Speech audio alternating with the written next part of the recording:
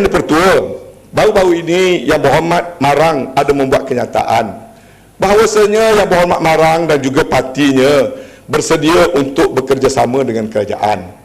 Saya ingin merakamkan rekod dalam Dewan Yang Mulia ini ucapan tahniah dan syabas kepada Yang Berhormat Marang. Rupa-rupanya di sebelah pembangkang ini masih ramai lagi ahli-ahli parlimen yang punya etika. Ramai lagi ahli-ahli parlimen yang berjuang atas dasar kebenaran, bukan emosi. Tetapi yang saya tidak faham, kenapakah kenyataan sedemikian menimbulkan keresahan di kalangan pembangkang, sehingga timbul reaksi bahawasanya DAP akan meletakkan calon di kursi-kursi di mana PAS bertanding. Saya harap itu benar berlaku. Dan kalau DAP letak calon di situ, di kawasan-kawasan PAS, saya akan ajak kawan-kawan Barisan Nasional beri sokongan pada PAS dan kalahkan DAP. Sebenarnya ada pihak yang merasakan, berdasarkan pada keadaan sekarang, mereka merasakan seolah-olah pilihan raya akan datang sudah menjadi milik mereka. InsyaAllah tanpa keizinan Allah itu tidak akan berlaku. Negara sedang mengalami satu proses politik baru yang kita akan persaksikan dalam tempoh 2 tahun mendatang. Kerana politik ini politik berasaskan kesedaran. Di suatu peringkat barangkali PAS tidak percaya pada Barisan Nasional, dia lebih percaya kepada DAP, lalu dia cuba untuk bekerjasama dengan DAP. Proses perjalanan panjang yang PAS lalui bersama DAP membuktikan siapakah DAP sebenarnya. Perkongsian itu membawa untung semata-mata kepada DAP. PKR hanya menjadi parti yang duduk di nombor 2 dan hanya duduk di bawah ihsan DAP. Parti PAS pula dipersendakan begitu rupa. Apabila PAS menggambarkan untuk memberikan kerjasama dengan kerajaan, sebenarnya itu adalah satu gesture yang sepatutnya disambut baik. Tetapi ada pihak yang mula menimbulkan kegusaran. Proses ini tetap akan berlaku. Proses apabila rakyat sedar, apabila sebahagian pada orang Melayu, orang Islam sedar di mana letak duduknya asas perjuangan satu-satu parti itu, mereka tidak boleh lari pada sejarah. Rakyat kenal apa itu DAP, rakyat kenal apa itu dasar DAP, rakyat tidak lupa apa yang DAP lakukan dalam negara ini. Saya tidak mungkin rakyat negara ini akan memberikan kuasa untuk memerintah pada DAP. Kita berterima kasih, kita ditegur, kita diserang, kita diuji dengan beberapa kekalahan, tidak ada masalah. Dalam politik sudah tentu ada naik turunnya.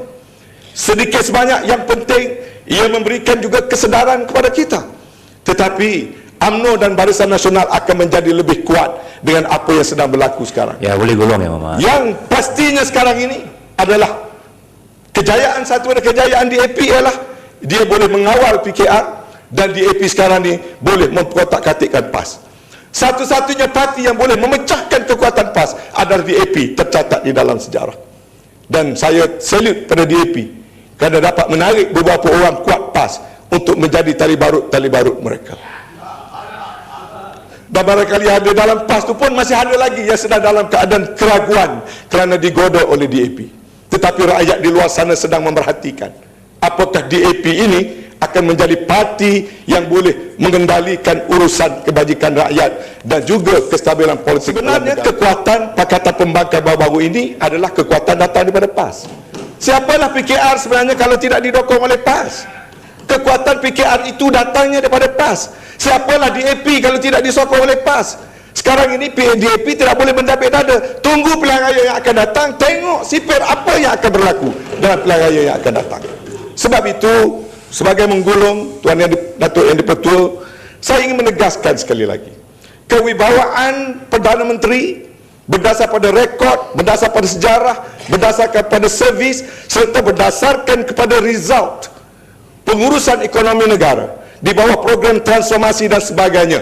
Kita semua harus bersyukur, macam ayat Al-Quran yang saya baca di peringkat awal tadi. Bersyukur kerana negara kita dalam keadaan ekonomi dunia yang tidak menentu, tapi dia masih dan tetap diuruskan dengan baik. Tidak mengambil pendekatan populariti, tetapi mementingkan keutamaan rakyat.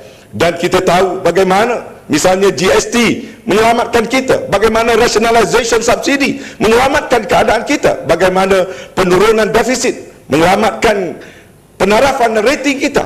Adalah langkah yang awalnya tidak popular, tetapi yang penting adalah tindakan yang betul dan benar. Kedua, dalam menggulung ini saya ingin menekankan bahawasanya pihak pembangkang jangan terlalu angkuh bahawasanya rakyat juga sedang memerhatikan kredibiliti mereka. Kredibiliti mereka sebagai satu badan gabungan di antara rakan-rakan komponen.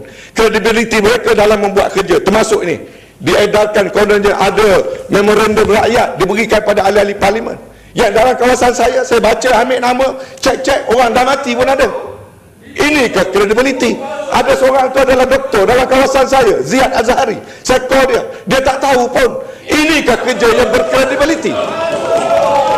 Adakah pembangkang sudah sampai ke satu tahap yang tak sabar-sabar nak mendapatkan kuasa, tak sabar-sabar nak tunggu pilihan raya akan datang, nak cari jalan untuk menolak belanjawan ini sebagai satu keadaan undi tidak percaya? InsyaAllah bila sampai mengundi bil ini, proses usul untuk menjadikan ini undi tidak percaya akan kita terbalikkan menjadi proses undi tidak percaya kepada integriti pembangkang. Saya yakin pembangkang tidak dapat mengumpul hatta 88 kursi daripada kalangan mereka pun mereka tidak akan mengumpulkan bila masa mengundi, sementara di belah Barisan Nasional insya-Allah kami semua berdiri teguh bersama-sama dengan Yang Amat Berhormat Perdana Menteri. Saya pun menyokong. Terima kasih.